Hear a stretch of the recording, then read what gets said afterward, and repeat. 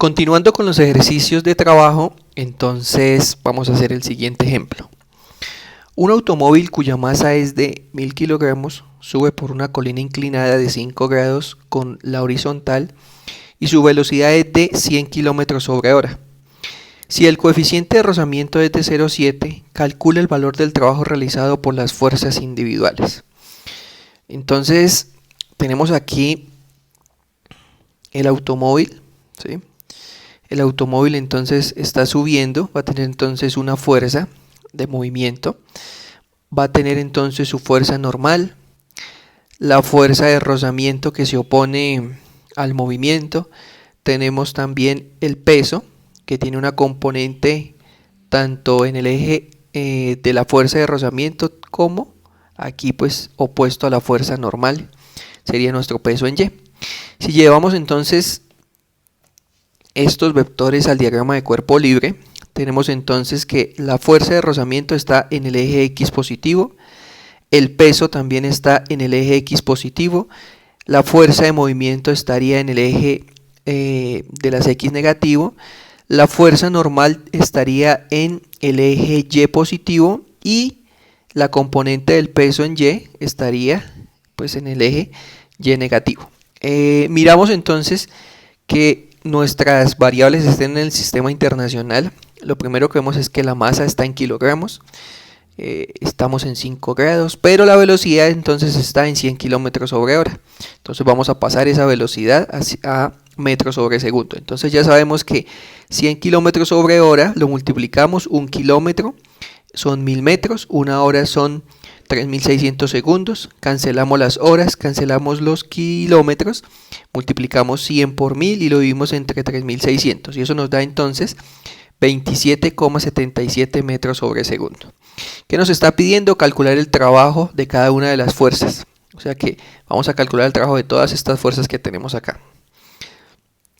Entonces vamos a aplicar la segunda ley de Newton.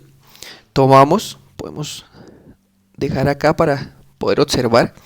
Tenemos sumatoria de fuerzas en X, que sería fuerza de rozamiento más la componente del peso en X menos la fuerza de movimiento, es igual entonces a la masa por la aceleración del sistema. ¿Por qué negativo?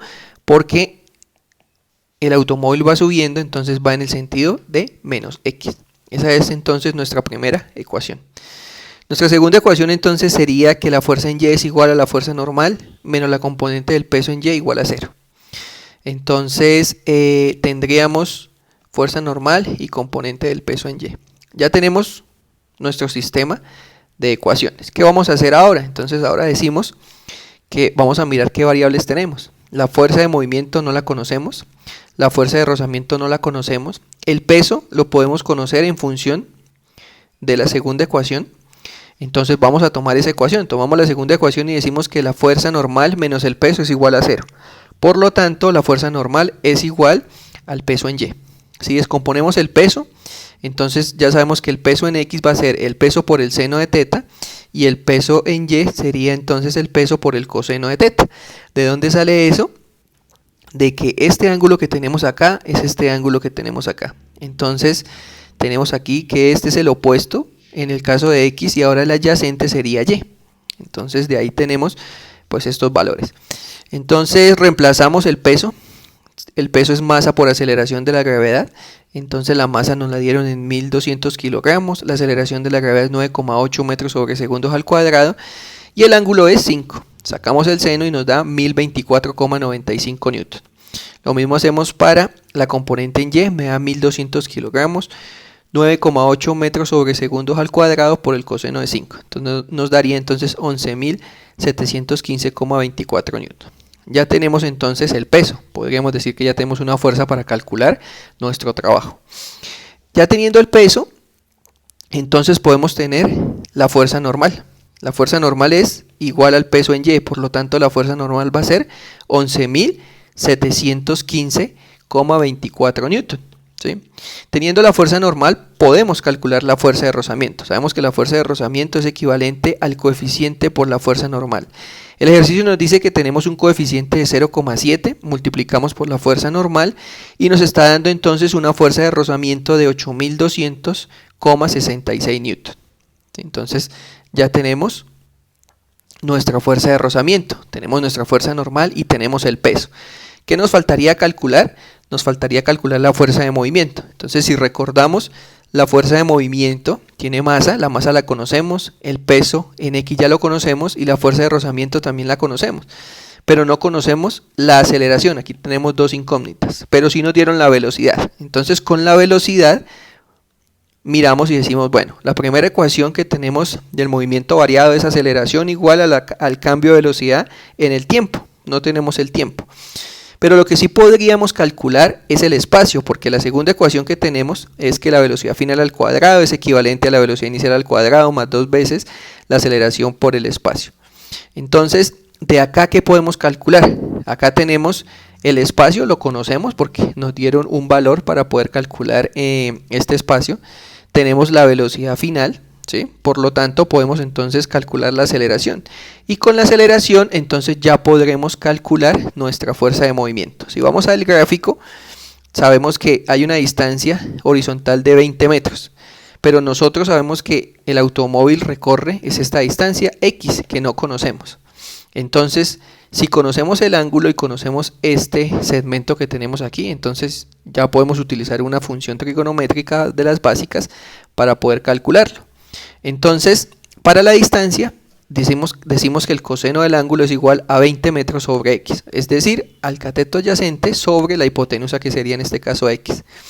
Despejamos a X y X nos da 20 metros sobre el coseno de 5. Y eso es equivalente a 20,07 metros. O sea que ya tenemos X. Si ya tenemos a X, reemplazamos en esta ecuación que tenemos aquí, que tenemos de la parte inicial.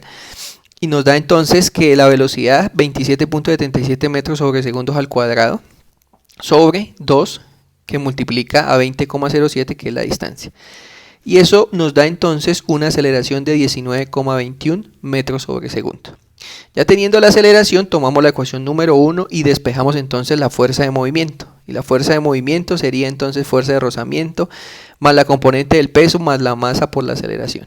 Reemplazamos los valores, la fuerza de rozamiento nos dio 8.200,66 newton más 1024,94 newton que nos está dando el peso, la componente del peso en X. La masa pues nos da 1200 y la aceleración que nos dio entonces es 19,21. Hacemos la multiplicación y cuando tengamos newton acá sumamos las 3 y nos da 32.277,6 newton. Ya tenemos la fuerza de movimiento. Entonces vamos a calcular los trabajos. Para el trabajo de la fuerza de movimiento, que es la que acabamos de calcular, ya sabemos que es fuerza por distancia, ¿sí? Por lo tanto entonces nos va a dar 32,277,6 newton por la distancia que sería 20,07 metros, que es lo que recorre. Nos da entonces 647.811,43 julios, nos daría el trabajo.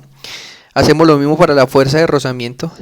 Fuerza de rozamiento por X sería la fuerza de rozamiento que nos dio 8.200,66 newton por 20,07 que es la distancia.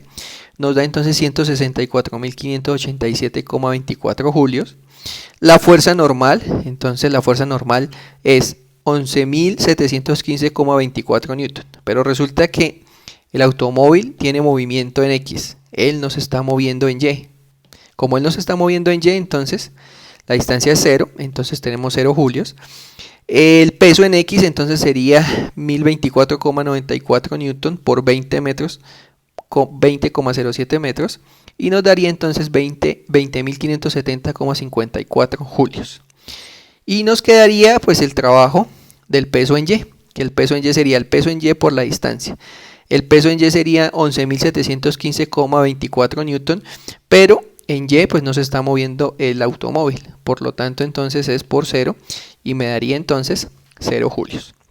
Así tendríamos entonces el trabajo de cada una de estas fuerzas que es individual. Para continuar con los ejercicios, entonces tenemos aquí otra aplicación que es el trabajo realizado por un resorte. Dice que calcule el trabajo realizado por un resorte de constante 50 newton con caída gravitacional y una elongación de 20 centímetros.